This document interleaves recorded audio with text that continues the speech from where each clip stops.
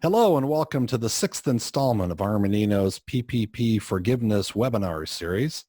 Today we're going to dive into all the fun implications that came out on Friday, June 5th when the President signed into law the PPP Flexibility Act and the many changes that this creates for the program, as well as answer as many questions as we can about the implications of that Flexibility Act.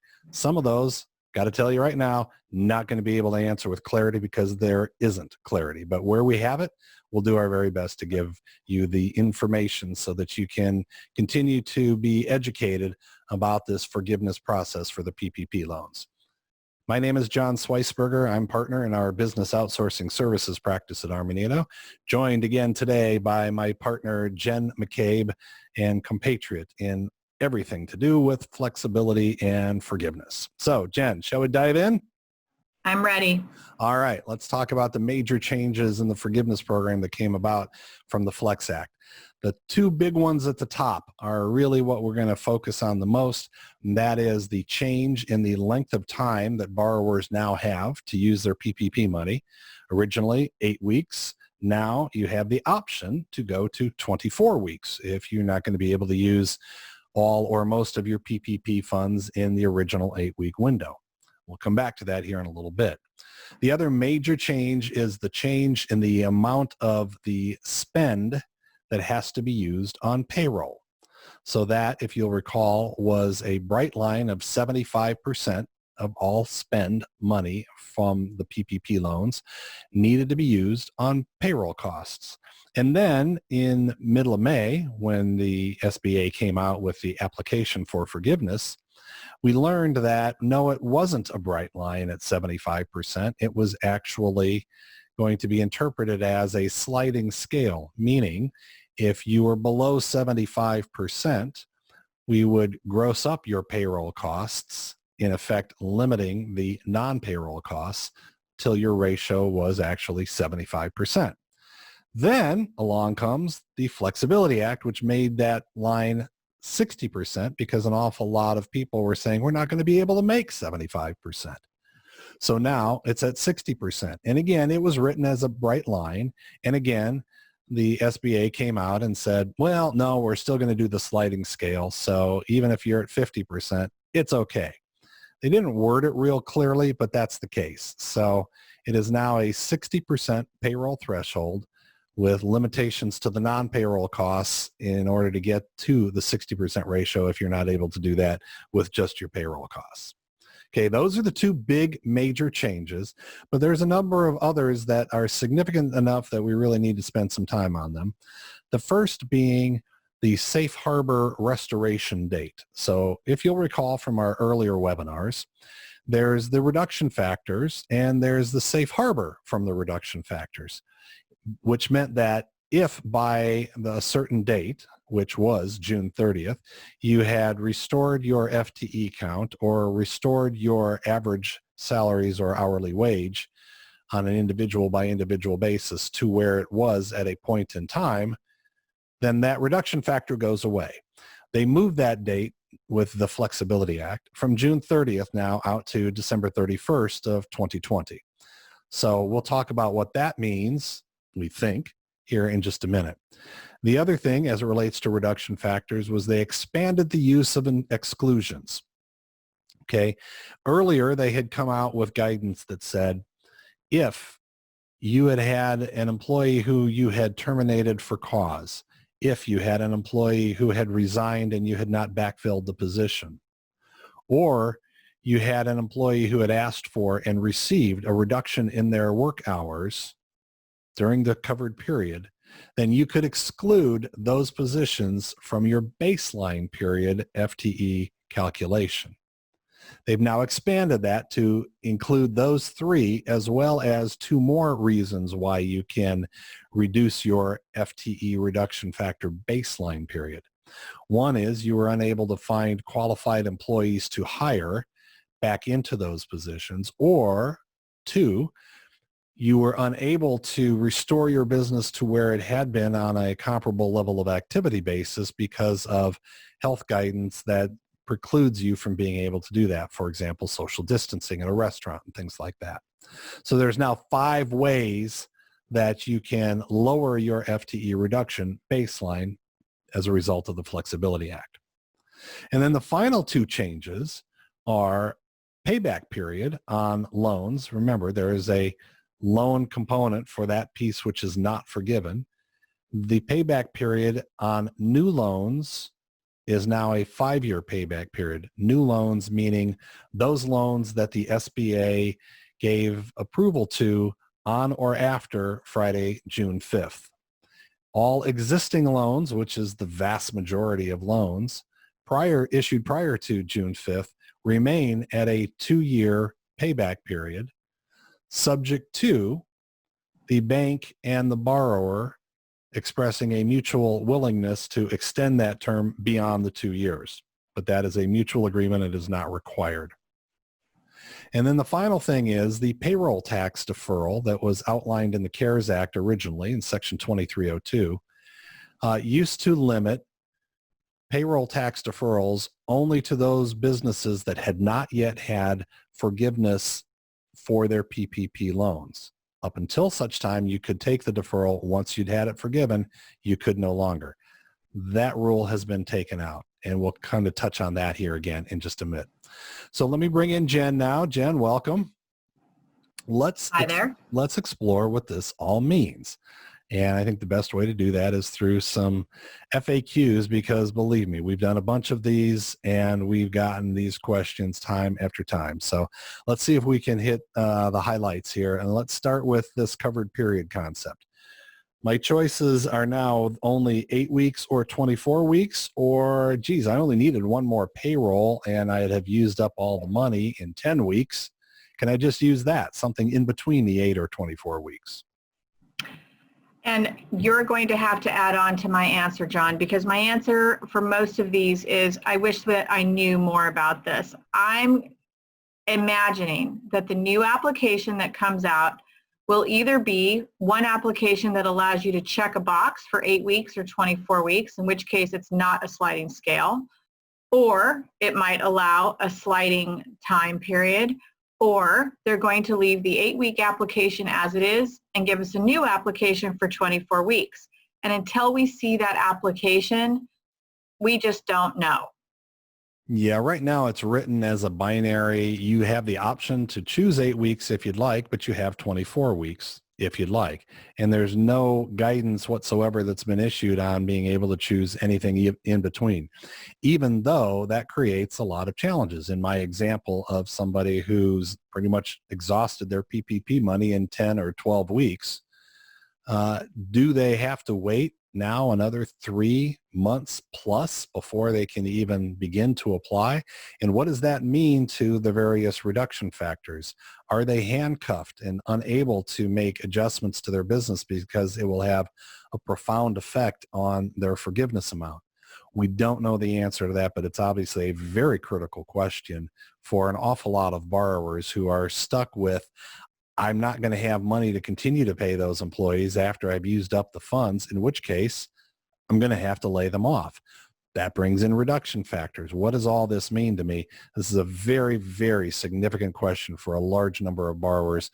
And unfortunately, we've received no guidance in the ensuing 10 days since the Flexibility Act came into being. Yeah, we've seen a couple of statements that they want to help people get these loans off their balance sheets, which means sooner, not later. It also means that the Flexibility Act was intended to help people get more forgiveness out of this.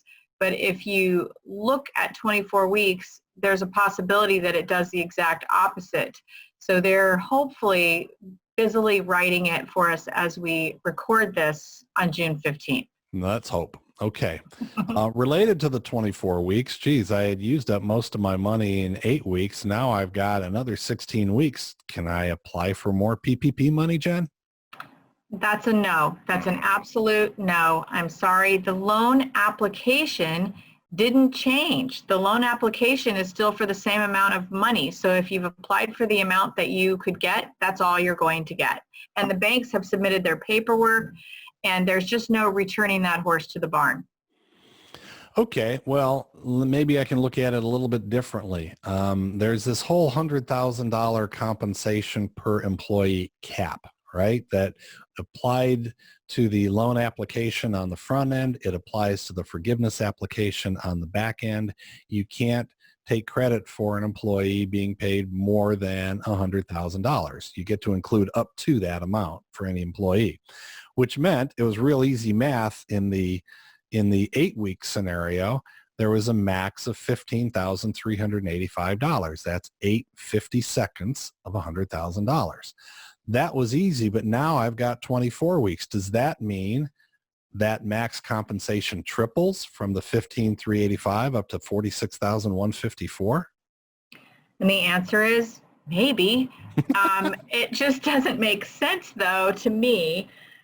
We've talked about this internally a lot. When we applied for this money and we had a $100,000 cap and it was a 2.5 months cap, to us that meant $20,833 as a maximum on the loan application. And we were all supremely confused when that turned into 8/52 and 8 weeks. And then I got my head around that.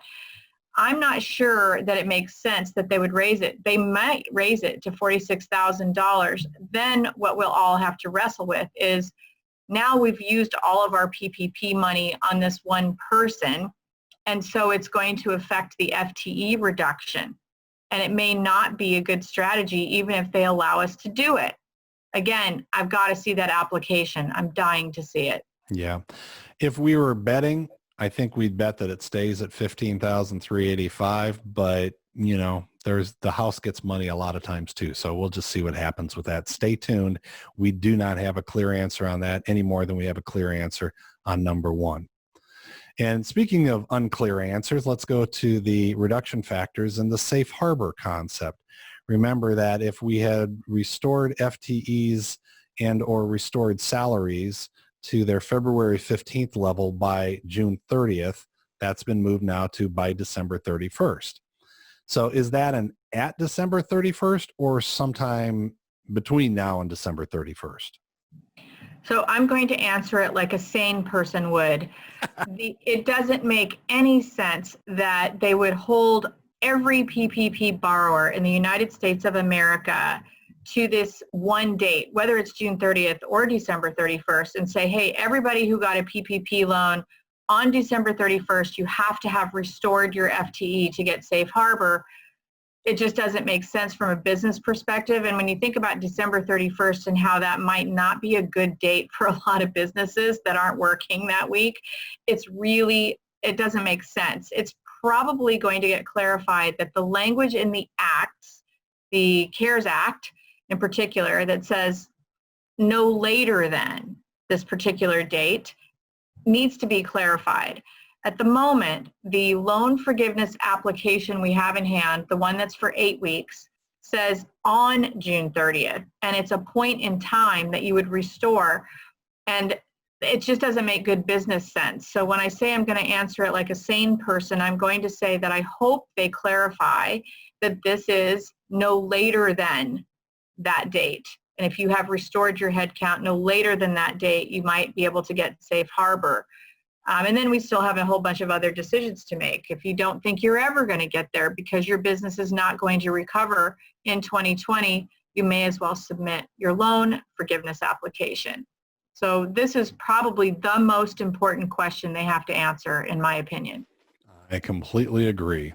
And one of the things that was very unclear previously was, well, how much time do I have to file my forgiveness application? And up until the Flexibility Act, that was undefined. Now it's not. How long is it?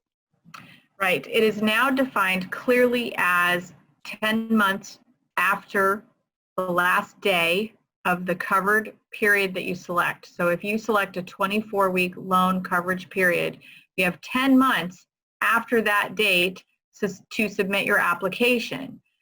I'm not sure it makes sense to do that if you're thinking that you're going to have any loan forgiveness application, but they've given us a really long time, and it cleared up a little confusion because the 8-week application said you had until October 31st on it. Again, it had a fixed date. So this is Sort better. of. Yeah. It said that was the expiration date on the form, which we were Right. interpreting to mean, well, that's probably when you have to file. But now it's 10 months. It's clear, and it's from the end of your covered period, not the beginning. And speaking of time periods, we also have this longer payback term. And as I said earlier, it's a mutual agreement between bank and borrower to extend the term from the existing 2 years to 5 or potentially even longer. But that's a mutual agreement. The bank is not obligated to agree to that.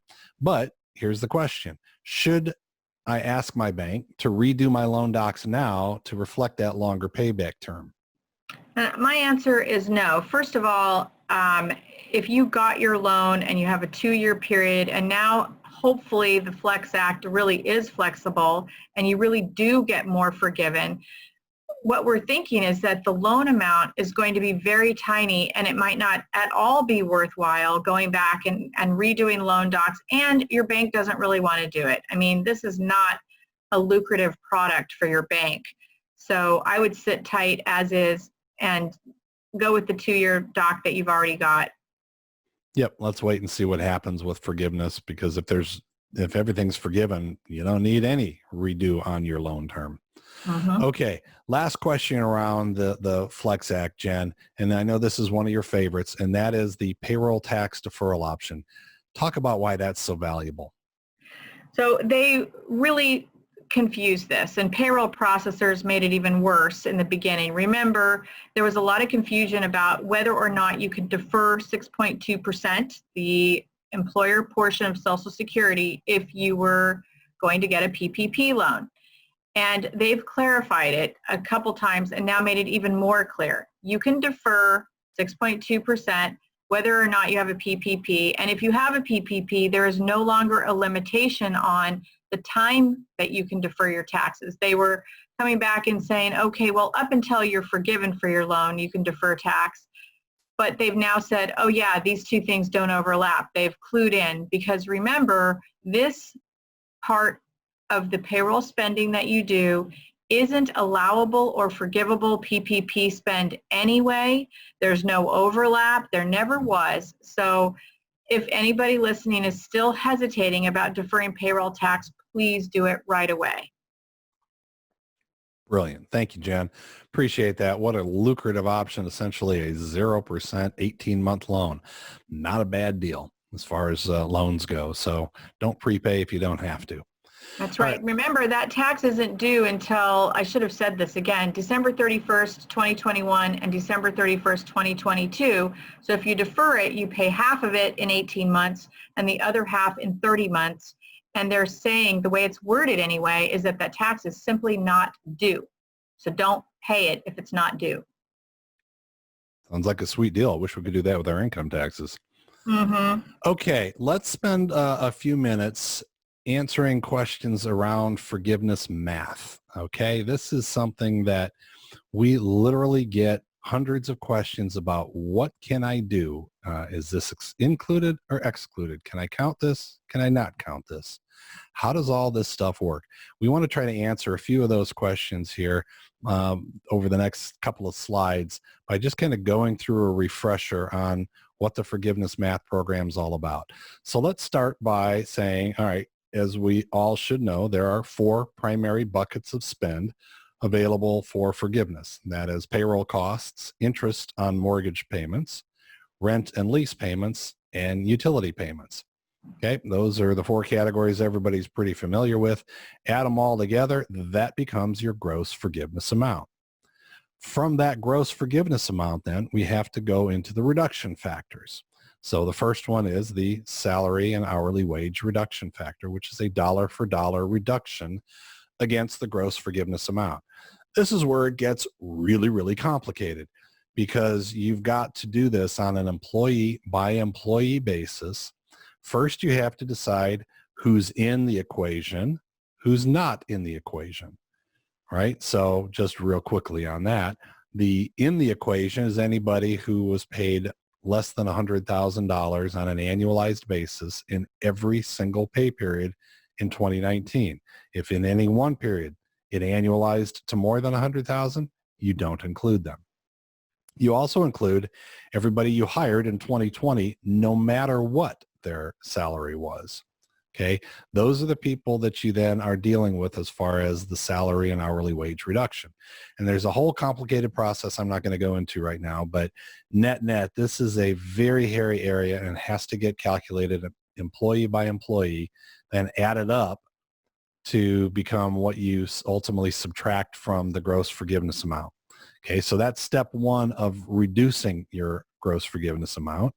And then we multiply that output by your FTE reduction quotient, which is also a function of your FTEs based on the average during your covered period against one of 3 different baseline periods you have available to choose from. It's really complicated, but that's basically how that works.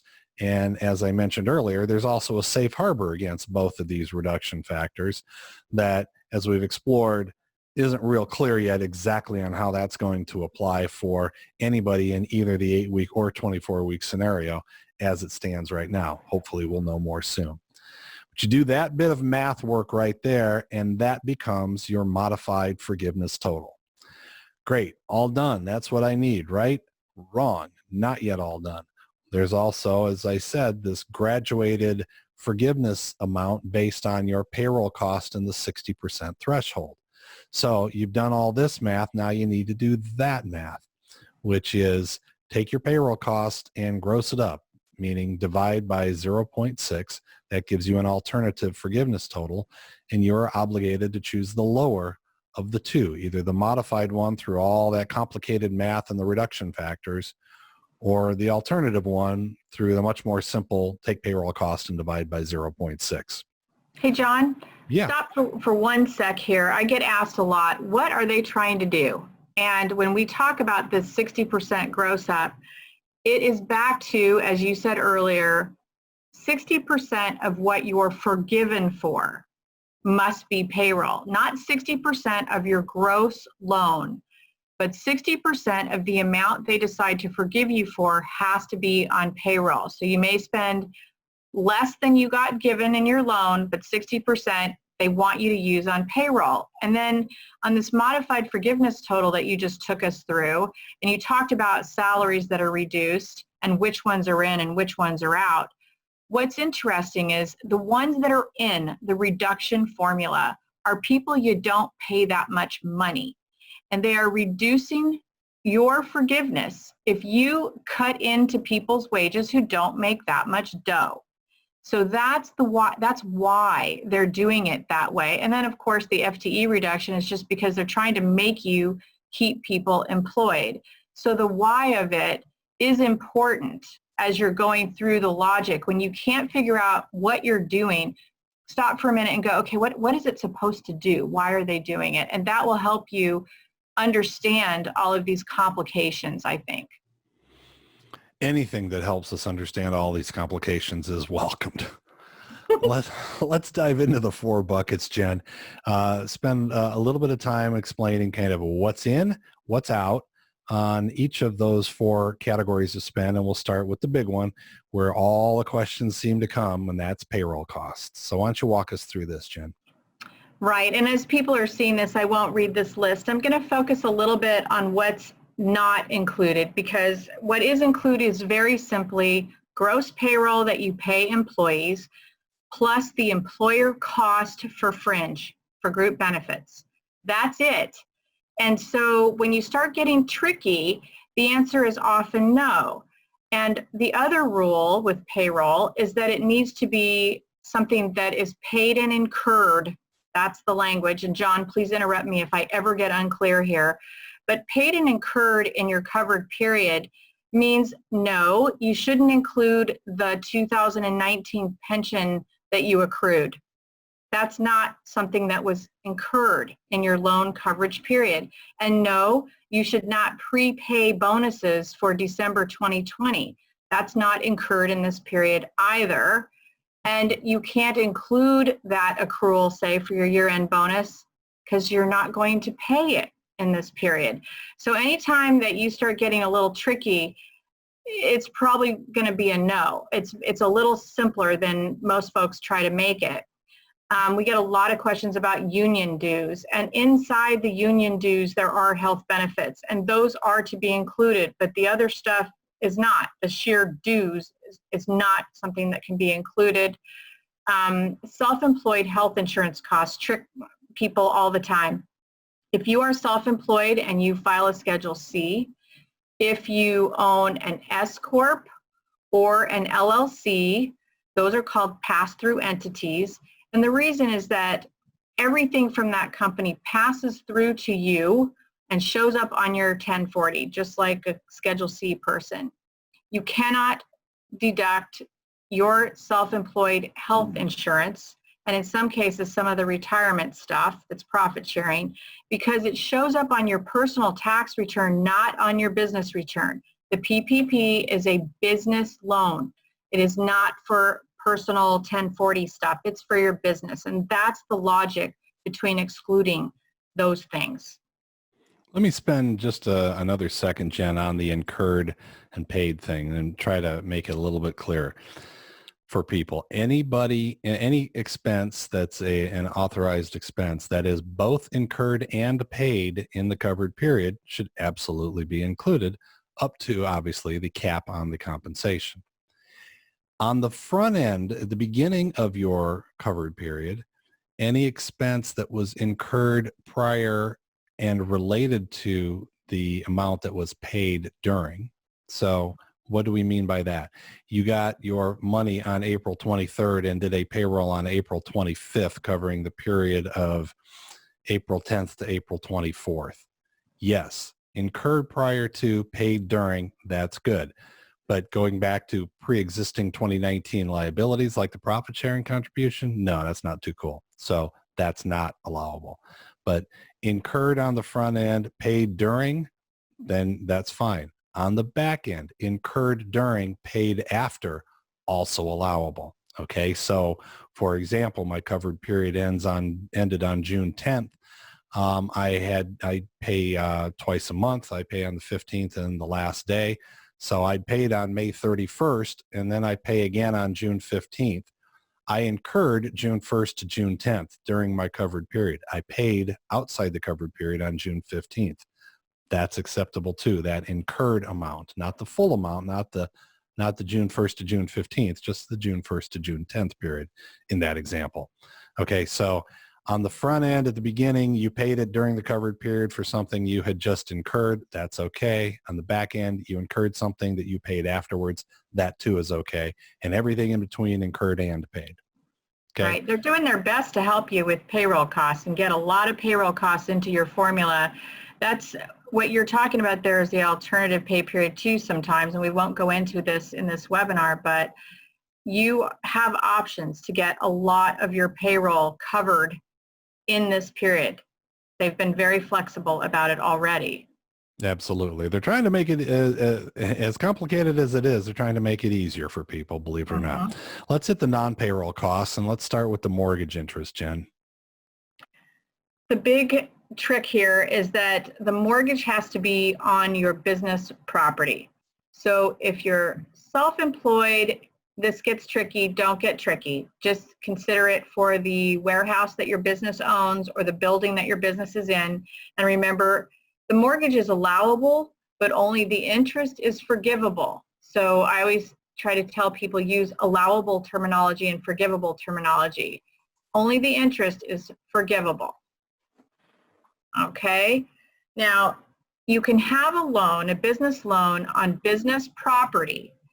That is also allowable, but only the interest is forgivable. But you have to actually have a loan for the business property where the business property secures the loan. Okay? Let's talk about the tractor in this example, John. So if you have a loan for your tractor and your tractor is securing that loan, the interest on your tractor loan is forgivable. Okay? But interest on other debt is not forgivable. So you could maybe use the money, but you wouldn't be able to submit for it, and I wouldn't do it. I would be very careful about using the money for what you can get it forgiven for.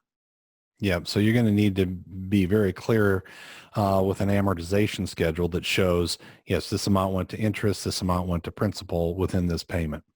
Yeah, it requires some documentation.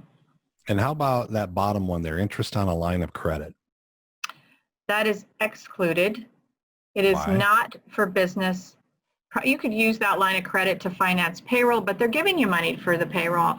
It's not secured by business property. Good enough. Okay, let's move on to rent and lease payments. All righty. So, of course, your office rent. The storage locker. If you have a rental agreement for a storage locker, that might be included in rent too. If you have that tractor, again, let's talk about that, and you lease the tractor, then you could write off all of it, the entire payment. Be careful here if you have a triple net lease where you get billed by your landlord, and the landlord bills you for property tax and insurance and gardening. You cannot include those CAM charges. If you get your common area maintenance bill, say, in the covered period and you pay it, it's not to be included. That is not in here. That's not rent. And remember, everything that we're talking about has to be a business practice that you had pre-pandemic. So if you went out and got a business lease or rented a new office space in May, you can't include it. You have to show that this is supporting your ongoing business and helping you maintain a business that already existed before the pandemic. And that becomes an issue for people. One of the questions that I've received was, hey, we were in a larger space. We didn't have as many employees anymore, so we managed to negotiate out of the larger space into a smaller space with our landlord, but that happened May 1st. Do I get to include the rent for that new space? The answer is no. That was not in place at February 15th, 2020. Something that you probably needed to think about before you went and took the action. So it's unfortunate, but that's the rule that's in place. Okay, last one, the easy one, right? Utility payments. Well, you'd think so. Water, gas, and electric is utilities. Remember internet access and remember telephone. But again, remember that the telephone bill has to be a bill that you had pre-pandemic. So if you have suddenly started reimbursing everybody for cell phone bills or home internet access after February 15th, you're not going to be able to include it. It needs to be something that was there before the pandemic. And what's interesting about this is if you get an electric bill and you get the bill and you pay it 2 days after the end of your loan forgiveness period, it's okay because it covered the loan coverage period. The electric service covered that period. And as long as you can show that you paid it in the first billing cycle immediately after the end of your coverage period, you can include it. They are, again, being very helpful and very borrower friendly. They are saying transportation costs in a lot of the documentation, and nobody knows what that means. The only thing we do know it means is fuel for a business vehicle, meaning a fleet vehicle. I would not get fancy and call it gas for my personal car if I'm self-employed. I think that fuel for fleet vehicles is what they refer to, and I stick to the basics and use my money for payroll. It does not include changing tires. It doesn't include your IT person coming in and fixing all your wires at home. It doesn't include software licensing. So stick to the basics and you'll be fine. Perfect. All right. Well, that helps a lot. The last thing is the documentation that's going to need to be required. An awful lot of people are going to opt for the 8-week scenario and have finished it or very nearly finished their 8 weeks and are trying to figure out, well, what do I need to prepare to be able to support all of my claims so that I do actually get the forgiveness to which I'm entitled. So Jen, can you walk us through that too? Yeah, there's a whole lot of words to read about this, but I'll summarize it and say first that they will want to see that you used the money for the purpose it was intended. So that means you need to have a copy of the bill that you paid and a copy of the bank statement that shows you actually really did give someone the money and it went out of your account. So it's not enough to show a copy of a bill and not proof that the money left your account. Think about it like any old audit that you would have to document. For payroll, they are asking for all the payroll journals, and this is great. This part of it is friendly because payroll journals often also have hours worked at the bottom by employee. So that will support the FTE calculations. It'll support your individual compensation levels. It'll support you when you show them that you're only submitting for your cost on the benefits. It's great. What doesn't make a lot of sense is asking for the quarterly 941s, but there you have it. They are asking for it. More importantly, they're asking for your state quarterly returns.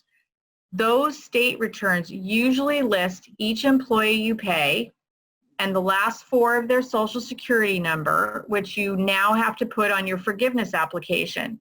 They will be able to look at your state returns and make sure that the people on the state return are the same people on your Schedule A and on all of your worksheets. They're going to make sure that you didn't accidentally sneak someone that you give a 1099 to on your Schedule A calculations because they wouldn't show up on your state quarterly return. So that's why they're asking for that. Let me stop you for 1 second. You said it kind of doesn't make that much sense that they're asking for the 941. Why is that? Well, a 941 is a payroll tax return that covers a calendar quarter. And I have yet to see a loan that covers a calendar quarter. So they're asking for it to verify. Really, the bottom line is they want to make sure you're using the money to pay employees and not vendors. That's their real goal here. And that is a required form, correct? Yes, they are listing it as a required form. So the way things are going, we're going to have to give them our 941s for the first quarter, the second quarter, and the third quarter, and they're easy to get. Even if you're in a PEO, which is a co-employer arrangement, they can give you your 941 and your state payroll returns by quarter fairly easily. You won't have to do anything with them. You just provide them, and you should be golden, providing you did not include someone who wasn't getting a W-2 and a paycheck from you on your other documents. So if I'm opting for the 8 weeks, which is now run its course, I have to wait until I can get my second quarter 941 before I can say I've checked every box, right? Yeah, and you don't want to rush this. You don't want to submit your forgiveness application missing this piece. You want to wait, and that'll probably come out in July. And in the meantime, John, if your loan ended, say, today, you have some bills to pay. You have some things you can still include. You probably have a little bit of payroll that you can accrue and pay on the very next payroll run. You've got that utility bill we talked about. So it's best to be patient and get it all together. Got it. So is this it? This is the whole checklist? No, next page, please. There we go. Okay. All right, so you need to have account statements. You need to have evidence that everything that you put in for is not a new thing. It's an ongoing thing that they helped you support. You need those amortization schedules. Remember, you need a bank statement, or you need to show that you actually had the money leave your account. So if you wrote a check, no matter what bank account you put it on, for payroll, and you attach a payroll journal as your documentation, you also need to attach the bank statement that ties to that payroll journal, showing that it's not just a payroll journal in air, it actually did leave your bank account. Okay? The other thing that's really important here, John, you went over the exclusions from FTEs. This is super helpful. They are not going to penalize you if you cannot keep someone in an FTE formula, and it's not your problem. It's not your fault. They left, they asked for a reduction, they quit, they resigned, you offered them a job and they said no, they went out on maternity leave. Anything that is out of your control, you are not going to be docked for. So keep that documentation. It's going to be really helpful in keeping your FTE reduction down. If you are self-employed, they are basing the amount that you get paid for on the PPP on last year's earnings, which means that you have to do your tax return. You can't just give a pro forma Schedule C like you did when you were applying for the loan. You have to actually give them the Schedule C that will ultimately be attached to your final 2019 tax return. And you're also going to need to provide them with your P&L for the covered period. So if you're kind of loose about your accounting, you need to probably get it together. This could delay your loan forgiveness application, and that's okay. Get it right. Do your books. Get them closed for the covered period.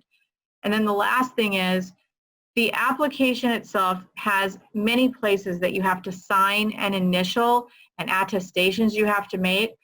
Please make sure you sign every single one of those, because if you miss one, your loan forgiveness application is going to get kicked back to you and you'll go to the back of the line. So read the form. Now we're done. That's the whole checklist. I'm sure it's not, but that's good for today. Good enough for now. So as it relates to now, what to do, what are the top 4 things you really probably need to spend time thinking about doing? First and most important is decide on the length of your covered period. And if you are available to select an alternative covered period, meaning you pay your pay cycles weekly or biweekly, then think about that as well. But that is also something that's going to be a little bit hard to do absent some of the guidance. So the best thing to do is try to do a little bit of modeling work right now.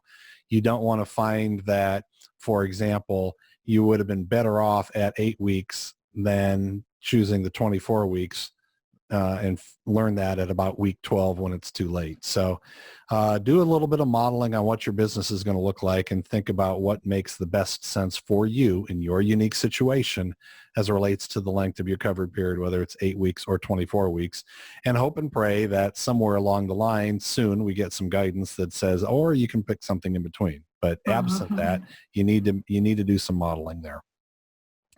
It's always good to start gathering the supporting documentation off that checklist that Jen just walked through. Start pulling the materials together. Some of it, as she said, you're just going to have to wait for. The 941 won't be available for a while yet, as it covers Q2 anyway.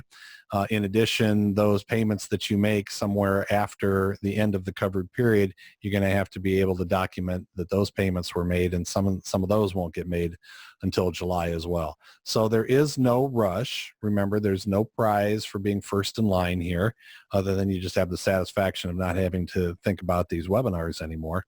But at any event, it's not like there's going to be a cap on forgiveness money and it's going to run out. So there's no rush for anybody. You have 10 months from the end of your covered period to get your application in. And that's hopefully plenty of time to be able to handle this.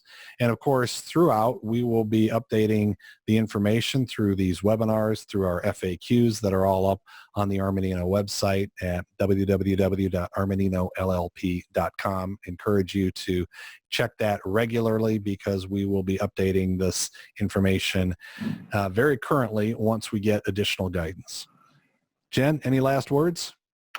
No, I do think that we should point out that the FAQs are getting in the hundreds now on our website, and we're updating them as the rules change. So give us a little bit of space. Usually we need a couple days, but realize that our FAQs are going to be probably the most comprehensive ones out there. We do webinars several times a week like this one. We may present to thousands of people, and at the end of those webinars, we get hundreds of questions, and John and I painstakingly go through each and every one. So use the FAQs that we have up there, because it's very likely your question is answered. That's great advice. Thank you, Jen. Appreciate it. And thank you, everybody, for joining us for the 6th installment in our PPP Forgiveness webinar series. Stay tuned for number 7, coming as soon as we get some more guidance from the SBA. Thanks, everybody. Bye-bye.